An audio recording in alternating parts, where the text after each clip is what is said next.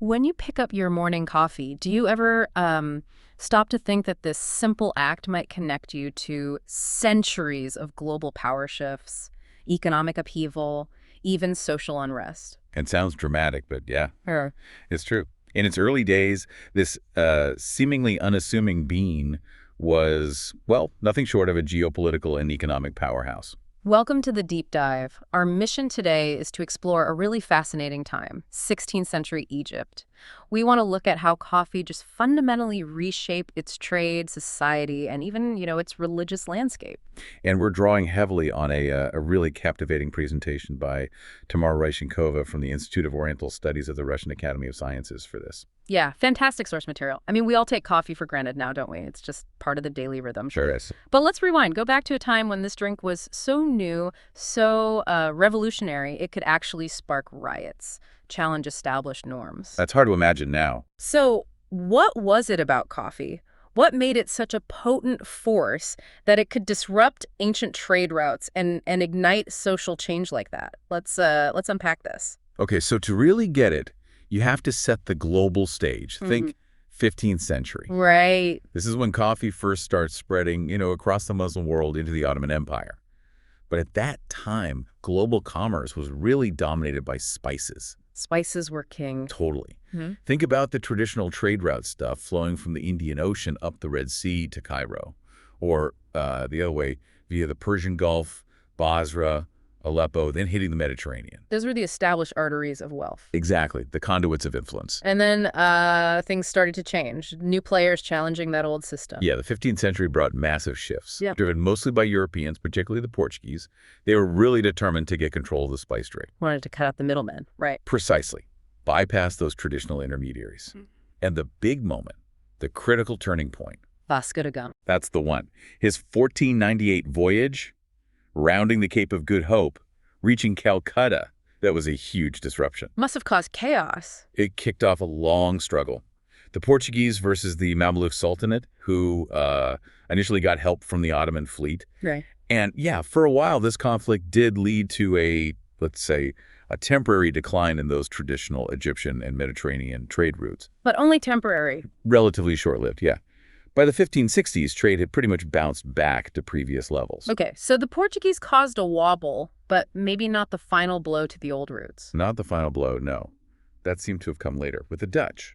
Ah, the Dutch. What did they do differently? Well, by the early 17th century, they'd properly established their own spice production in what's now Indonesia. Ah, controlling the source? Smart move. Very smart. And that effectively, cut off the flow of spices heading towards the Red Sea. Which must have really hurt Cairo and Venice. Absolutely.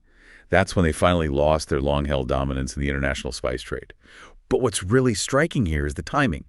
How so? By the time spices were truly, on the way out, coffee had already emerged. Ah, perfect timing. It really was. It just sort of seamlessly took the place of spices as the new key commodity, even replaced them in international trade, especially for Egypt and the whole Red Sea region. So coffee basically swoops in and fills that economic gap. Incredible. But where did this wonder drink actually come from? The origin stories seem a bit mixed, especially in the early Arabic sources. They are quite diverse, yeah. One prominent account comes from a Damascene scholar, Naj ad-Din al-Ghazi.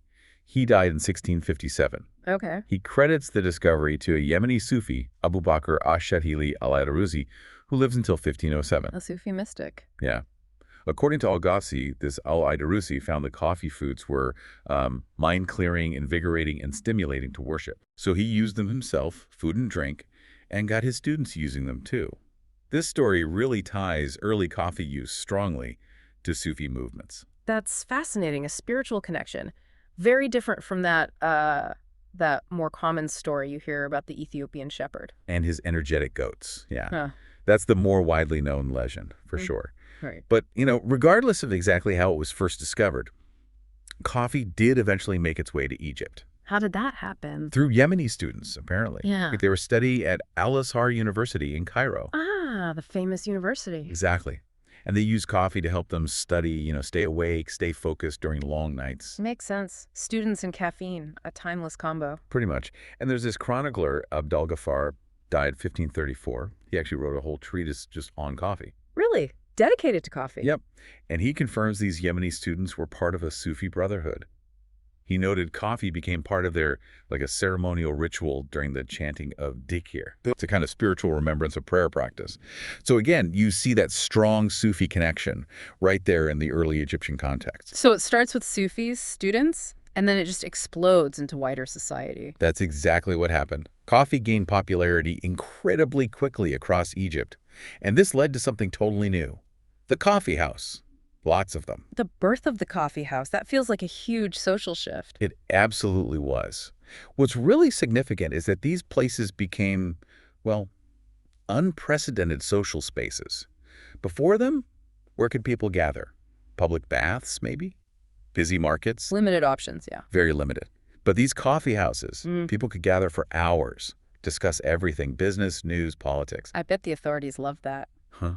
Well, as you can imagine, these new hubs for conversation, for ideas, they didn't go unnoticed. So how did they stir things up politically? Well, yeah, any place where people could just freely congregate, exchange ideas, that was often seen as politically dangerous by those in charge. Makes sense, fear of dissent. Right. And beyond the politics, there were immediate religious debates, too, kicked off right in the early 16th century. About whether coffee was okay Islamically? Exactly. Most scholars seem to land on mubah, meaning permitted, fine to drink. But not everyone agreed. No, there was a vocal minority who considered it harmful. Some even compared it to alcohol, camber. Wow, strong stuff. Did this actually lead to attempts to ban it? It did. The very first recorded attempt at a ban was actually in Mecca, 1511. Mecca, okay. There was an official, Cairo, appointed by the Mamluk Sultan Kansu al-Ghuri. He apparently really disliked seeing young people drinking coffee, especially during religious festivals like Maulid, the Prophet Muhammad's birthday. So he saw it as undermining piety or something? Something like that. And he managed to get a fatwa, a religious edict, issued to ban it. Did the ban stick? In Mecca, for a time maybe, but the idea spread. The ban eventually reached Egypt proper. When was that? That was later, in 1572. A prominent jurist, Ahmad ibn Abd al-Haq Bati, he started a really harsh campaign against coffee. And this pushed the authorities to ban its sale and consumption in Egypt. Okay, so Egypt tries to ban it too. How did that go down? Not well. This is where it gets really interesting. The ban sparked serious riots. Riots? Over coffee? Riots. And it wasn't just, grumpy coffee drinkers. The main force behind the riots were the merchants, people whose livelihoods depended on the coffee trade. The economic angle. Exactly. It got pretty intense attacks on government offices, police stations. Whoa. So what happened? Did the authorities back down? The news of these riots traveled fast. It reached Istanbul, the Ottoman capital.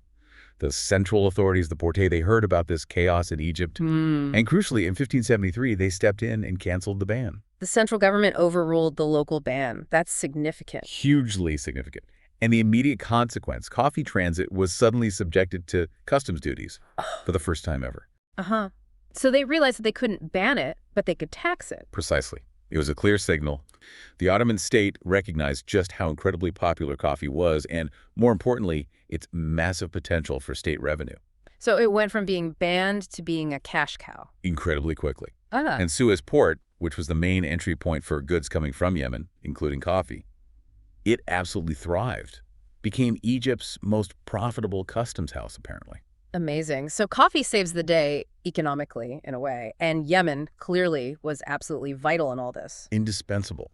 Yemen was the only place producing coffee at that time.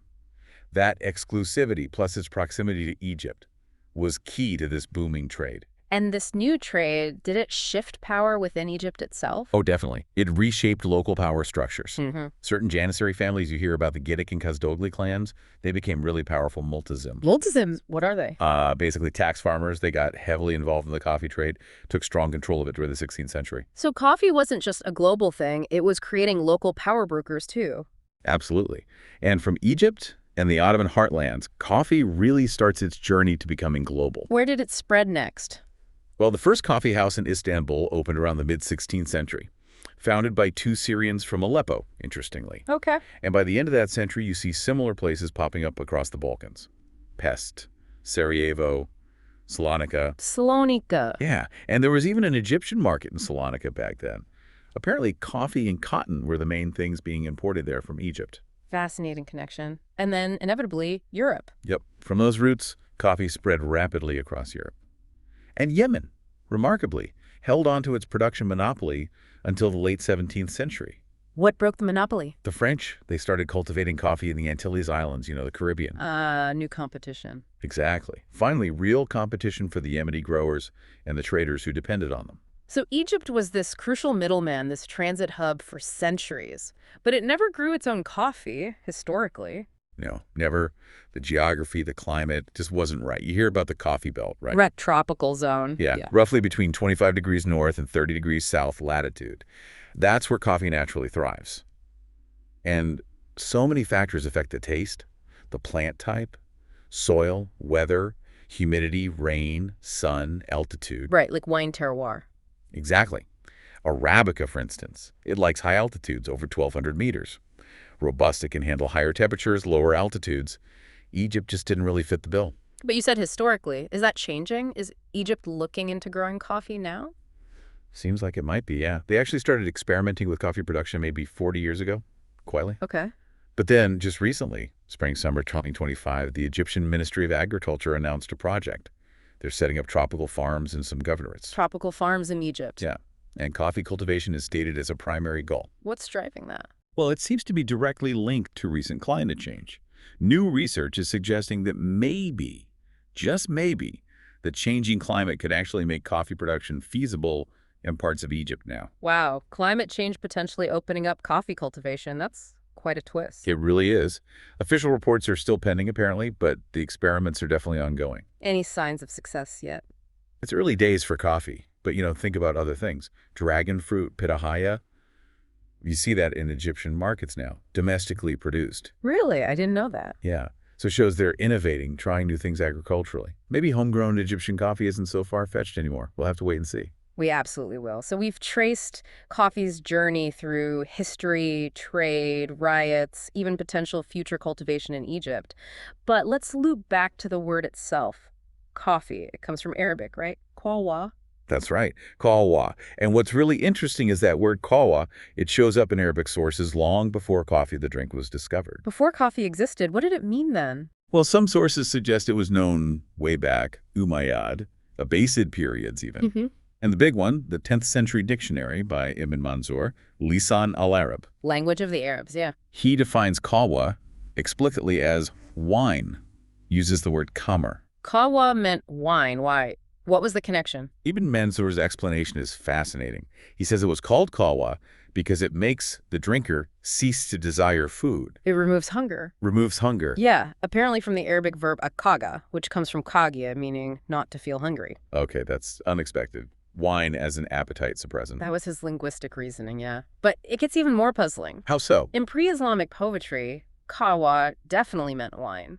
And it was often described as red, one of the two red things, wine and meat. Right. So coffee isn't red. Why call this new brown non-alcoholic drink kahwa if the word meant red wine? That is the million-dollar question, isn't it? It's a real linguistic puzzle. One hypothesis, like we touched on, is that because wine, khamr, became strictly prohibited in Islam. The word kahwa was sort of available? Yeah. Exactly. It became free, maybe, to be applied to this new non-water drink that definitely altered your state, your alertness. Okay, that makes some sense. Any other ideas? Well, some people wonder if maybe it referred to the coffee berries, which are red before processing. Ah, the red berry connection. Or maybe that original hunger-suppressing idea. It was just so strong, so linked to the effect of coffee, that the name stuck, even though the color and substance were different from wine. So the effect trumped the original meaning. Possibly. Yeah. We don't know for sure. But the fact that this word could shift and be applied to such a powerful new substance, it kind of highlights coffee's huge impact, doesn't it? Much like wine before it. It really does. Well, we've certainly covered a lot of ground in this deep dive, from 16th century Egyptian ports bustling with coffee trade, right up to modern agricultural experiments driven by climate change. It's quite a journey. Remarkable how this simple bean became such a central player. Global trade, social revolution with the coffee houses, navigating all that complex religious and political stuff. Yeah, understanding that history, those details, it really does make you appreciate that everyday cup differently, doesn't it? Something we often just take for granted. Absolutely. Adds a whole new layer. So maybe the next time you sip your coffee, you can consider not just the taste, but those centuries of Conflict, innovation, social change, Yeah. all brewed into that one cup. Makes you wonder, doesn't it? It does, and maybe leaves you thinking, what other everyday items that we use, that we consume, might have such a hidden dramatic history waiting to be uncovered?